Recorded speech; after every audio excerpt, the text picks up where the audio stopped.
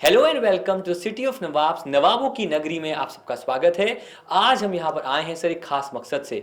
अभी हाल ही में IBPS PO pre का फर्स्ट डे खत्म हुआ, तो आज इस पर्टिकुलर वीडियो में हम प्री एनालिसिस भी करेंगे और साथ साथ करेंगे पोस्ट एनालिसिस, आखिरकार वो एग्जाम हुआ कैसे। कई बार क्या होता है कि एग्जामिनेशन से पहले जो एक मेंटालिटी है, जो एक साइकी है, जो एक नर्वसनेस है, उसको पूछेंगे उनसे कैसे टैकल करते हैं, एंड साथ साथ हम जानेंगे कि एग्जाम के बाद का हाल क्या था। तो ना सिर्फ ये एक प्री एनालिसिस होगा बल्कि ये पोस्ट एनालिसिस होगा, और किसकी जुबानी? जी बिल्कुल, हमारे एस्पायरेंट्स की जुबानी। आइए देखते हैं।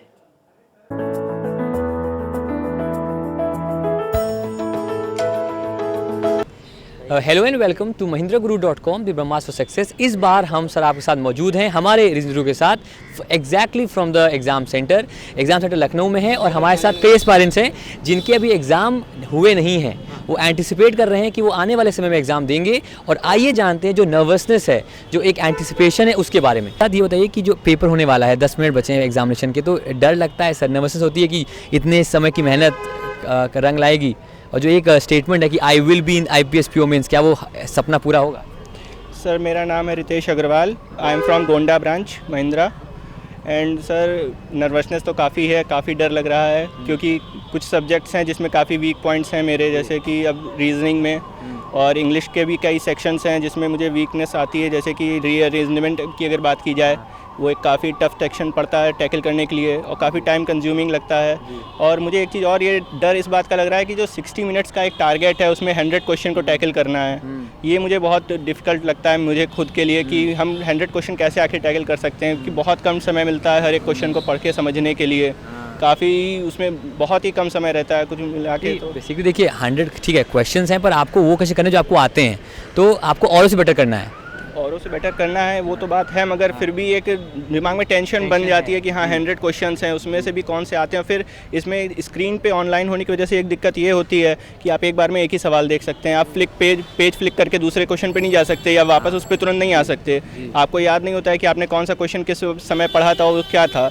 तो इससे आपको उस नंबर को भी याद करने में दिक्कत होती है कि आप कौन से क्वेश्चन आप टैकल करना चाहते हैं। तो ये चीज़ काफ़ी दिक्कतें करती हैं। उम्मीद करते हैं कि आपका जो एग्जामिनेशन हो बढ़िया हो, और जब हम आपसे मिले एग्जाम के बाद तो आपके चेहरे पे ऐसी स्माइल आए जैसे यहाँ आ रही है। और अब हमारे रीजनिंग गुरु कुछ पूछना चाहेंगे? हम यहाँ पे एक कैंडिडेट के साथ खड़े हुए हैं, हम चाहेंगे सर आप पहले तो अपना नाम बता दीजिए। Pranav is my name. अच्छा। और मैंने 57 अटेम्प्ट किए हैं total. Okay. 20 in English, 18 maths and 19 in reasoning. अच्छा, आपने तैयारी कहाँ से करी?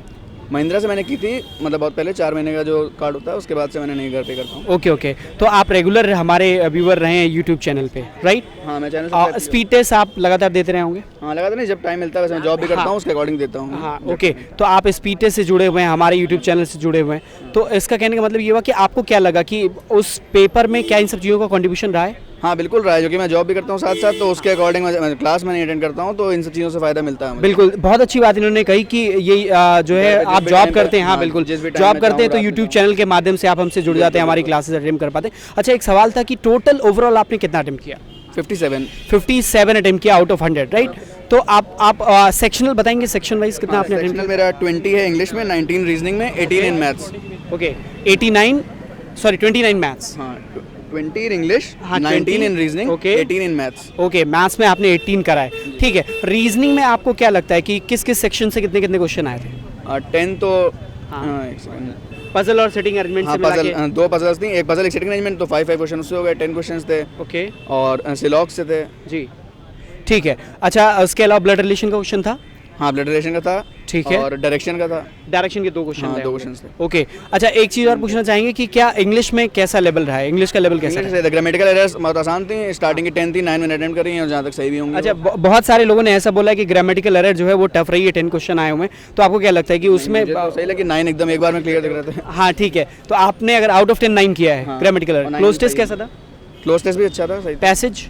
हाँ, पैसेज मैंने रीड नहीं किया, टाइम टेकिंग होता है तो उसको। अच्छा, क्लोज टेस्ट क्या स्टोरी बेस्ड था? हाँ, उस पर था, याद नहीं आ रहा मुझे। कोई बात नहीं, क्रेडिट पे था। हाँ ठीक है। तो ये सारी चीज़ें, मतलब ओवरऑल आपको लगता है कि पेपर बहुत अच्छा हुआ। इंग्लिश के अलावा अगर मैथ्स की बात करें तो मैथ्स पर्टिकुलरली कैसा हुआ? मैथ्स भी सही रहा, मतलब थोड़ा कैलकुलेटिव था लेकिन सही था। अच्छा, DI के कितने क्वेश्चन आए थे? DI का एक तो टेबुलर फॉर्म में था, एक लाइन ग्राफ में था। ओके, मॉर्निंग में भी यही देखा गया कि एक टेबुलर फॉर्म में था, जैसा कि हमने अपने रिव्यू में बताया था कि टेबुलर फॉर्म और उसमें 5 क्वेश्चन रहे होंगे और लाइन ग्राफ में भी 5 क्वेश्चंस लाइन ग्राफ में भी 5 क्वेश्चन है। मतलब कहने का ये वो ओवरऑल अगर आपको पेपर रेट करना हो तो कितना कहेंगे, कैसा, इजी, मॉडरेट या हाई? नहीं, मेरा जितनी एक्सपेक्टेशन थी मेरा उससे क्लियर है, सही रहा। कहने का मतलब आपको मॉडरेट लेवल का Moderate, पेपर लगा। moderate, हाँ। ठीक है, इसमें आपको कोई सेक्शन ऐसा जो अलग से लगा हो कि ज़्यादा एक्सपेक्टेशन से ज़्यादा चला गया? कोई नहीं, एक्सपेक्टेशन ज़्यादा नहीं किया, सब सही था, नॉर्मल। ओके, बहुत बढ़िया, थैंक यू सो मच। उम्मीद करते हैं कि आपका सिलेक्शन हो जाएगा Okay, thank you. और आप मेंस एग्जाम देंगे। Thank you. So the fourth shift has just gotten over and we have with us all the aspirants and हम बात करेंगे इनसे कि जो फोर्थ शिफ्ट था, जो आज का पूरा दिन था, पैटर्न वो कैसा रहा। तो हमारे साथ कुछ एस्पायरेंट मौजूद हैं और भी आ रहे हैं। यस सर, तो इन सबसे हम बात करेंगे। यार सबसे पहले मैम आपसे बात करना चाहेंगे, फर्स्ट एंड फॉरमोस्ट आपका नाम क्या है एंड कैसा गया पेपर आपका? My name is Prabha Rawat and paper was tough than the last year. मतलब लाइक पजल्स, रीजनिंग में काफ़ी पजल्स थी एंड मैथ्स में भी। मैथ्स इतनी टफ नहीं थी बट ड्यूरेशन इतना शॉर्ट होता है कि उसमें, और इतनी हड़बड़ाहट होती है कि वो सारा टाइम के साथ एंड वो क्वेश्चंस टैकल करना थोड़ा डिफ़िकल्ट हो जाता है। रीजनिंग भी इंग्लिश भी कंपैरेटिवली इजी थी बट रीजनिंग मुझे थोड़ी टफ लगी। तो ओवरऑल अगर बात करें कौन सेक्शन बहुत टफ था आपके लिए? मेरे अकॉर्डिंग रीजनिंग सेक्शन टफ था बिकॉज उसमें पजल्स बहुत ज़्यादा थी। कितनी पजल्स थी करीब? मैंने अराउंड 2 पजल्स की होगी बट उसमें मुझे ऑलमोस्ट लग रहा था कि पूरे सेक्शन में पजल्स ही पजल्स थी। तो one liner I would suggest कि वन लाइनर अगर जो नेक्स्ट जिनका पेपर है अगर वो पेपर दे तो वो वन लाइनर क्वेश्चंस पहले अटेम्प्ट करें एंड देन छोटी पजल्स हो तो वो अटेम्प्ट कर ले। जो बड़ी पजल्स हैं तो वो स्किप कर दे, अगर टाइम बचता है तो फिर आखिरी में कर ले। जी, IBPS PO का जो फोर्थ शिफ्ट है वो खत्म हो चुका है और आज जो 4 शिफ्ट के बाद हमारे साथ हमारे एक एस्पायरेंट हैं, उनसे हम जानेंगे कि एग्ज़ाम के पहले जो रिपोर्टिंग टाइम है उसके क्या मायने हैं एंड जो एक मेंटालिटी है, जो एंटिसिपेशन है, कैसे आप अपने आप को फोकस करते हैं एग्जामिनेशन जाने से पहले। Yes sir.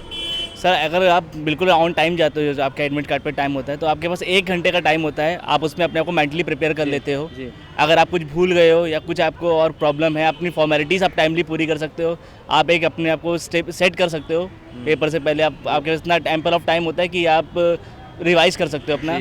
सेकेंड चीज़, सर कभी कभी प्रॉब्लम आ जाती है, सिस्टम एरर हो जाता है, सिस्टम में कोई प्रॉब्लम आ जाती है, कुछ फॉल्ट हो जाती है। तो ये है कि आपके पास टाइम होगा, आप समय देख पहले सकते है हो, तो हाँ। समय पहले है तो आप वहाँ इन्विजिलेटर्स से कह के अपना सिस्टम चेंज भी करा सकते हो, प्रॉब्लम आप सॉर्ट आउट करा सकते हो। बिकॉज पेपर के बीच में सिस्टम आपका चेंज हो जाता है बट आपके फिर भी पेपर के में जो आपका टाइम चल रहा होता है 1 से 1.5 मिनट आपका ख़राब हो जाता है उसमें। जब तक वो स्टॉप करते हैं उसको फिर दोबारा लॉगिन कराते हैं, वो 1 से 1.5 मिनट आपका ख़राब हो जाता है, जो कि सर 1 घंटे के पेपर के लिए 1.5 मिनट बहुत इंपॉर्टेंट होता है। आप 2 क्वेश्चन उसमें अटेम्प्ट कर सकते हो। तो ये हमारा एक राय है हमारी तरफ से, महिंद्रा की तरफ से और हमारे सर की तरफ से, कि एग्ज़ाम अगर है तो जो रिपोर्टिंग टाइम है उस पर पहुँचें और एग्जामिनेशन देखें और जो आपका सिस्टम है इंपॉर्टेंटली उसे चेक कर लें, क्योंकि 1 घंटे का पेपर है एंड 1 घंटे में बहुत कुछ हो सकता है और अगर 1 मिनट डिले होता है तो बहुत 2 क्वेश्चन आपके जा सकते हैं उसमें। आप जा सकते हैं। और कट ऑफ जो आजकल आ रहा है वो बहुत ही ज़्यादा अनप्रिडिक्टेबल है।